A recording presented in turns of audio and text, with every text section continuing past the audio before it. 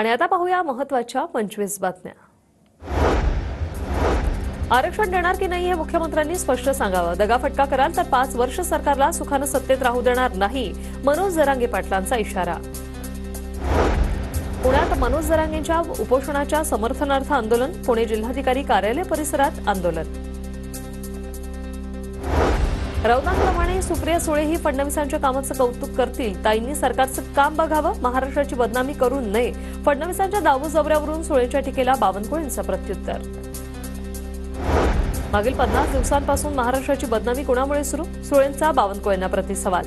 मी मोदींची सुद्धा स्तुती केली होती, मी सर्वांचं नेहमीच कौतुक करते, सुप्रिया सुळेंचं बावनकुळेंना उत्तर।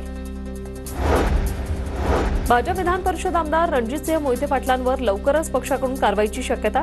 रणजितसिंह मोहिते पाटलांवर पक्षविरोधी कारवाई केल्याचा आरोप, मोहितेंना पक्षानं कारणे दाखवा नोटीस दिली। स्थानिक स्वराज्य संस्थांच्या निवडणुका लवकर व्हाव्या अशी अपेक्षा, सर्वोच्च न्यायालयात तारीख पे तारीख देत आहे, निर्णय द्यायला हवा, एकनाथ खडसेंची प्रतिक्रिया। प्रत्येक आठवड्यात गावांना भेटी द्या, जिल्हाधिकाऱ्यांनी 1 दिवस तर तहसीलदारांनी 2 दिवस दौरा करावा, बावनकुळेंचे सर्व जिल्हाधिकारी आणि तहसीलदारांना आदेश।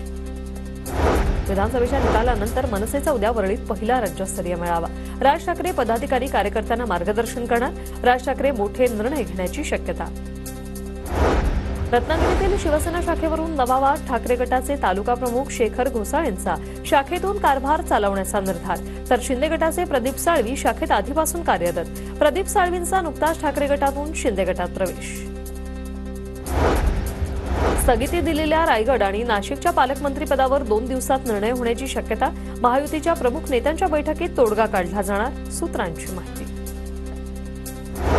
महेंद्र थोरवे, महेंद्र दळवी आणि भरत गोगावलेंकडून अजित पवारांची भेट, यावेळी थोरवेंकडून स्वतःसहित गोगावले आणि दळवींचा रायगडचे त्रिवेद असा उल्लेख। शिवसेना नेते अशोक ढोडी अपहरण प्रकरणात 4 संशयित ताब्यात, जमीन आणि संपत्तीच्या वादातून ढोडी यांचं अपहरण करून घातपात केल्याचा पोलिसांचा संशय, पालघर पोलिसांच्या 6 वेगवेगळ्या पथकाकडून तपास सुरू। महाराष्ट्रातील उद्योजकांचे प्रश्न सोडवण्यासाठी औद्योगिक नगरीत उद्योग भरारी कार्यक्रम राबवण्यात येणार, या उपक्रमाची सुरुवात नवी मुंबईतून केली जाईल, उद्योगमंत्री उदय सामंत यांचं ट्विट। प्रयागराजमध्ये भाविकांची मोठी गर्दी, मात्र सध्या परिस्थिती नियंत्रणात, मुख्यमंत्री योगी आदित्यनाथ यांची माहिती, तर अफवांवर विश्वास ठेवू नका, योगी आदित्यनाथ यांचं भाविकांना आवाहन।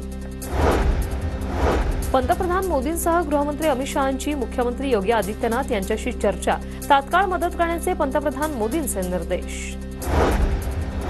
महाकुंभ मेळ्यातील व्यवस्थेवर लोक खुश नाहीत, उत्तर प्रदेशच्या मुख्यमंत्र्यांनी जाहिरातबाजी करण्यापेक्षा भाविकांची व्यवस्था केली पाहिजे, राऊतांचा हल्लाबोल, अखिलेश यादव सीएम असताना सर्वोत्तम व्यवस्था, राऊतांची प्रतिक्रिया। सोयाबीन खरेदी केंद्रांना 1.5 ते 2 महिन्यांची मुदतवाढ द्या, हमीभाव केंद्रावरील कर्मचाऱ्यांची मनमानी थांबवा, खासदार ओमराजे निंबाळकर यांची मागणी।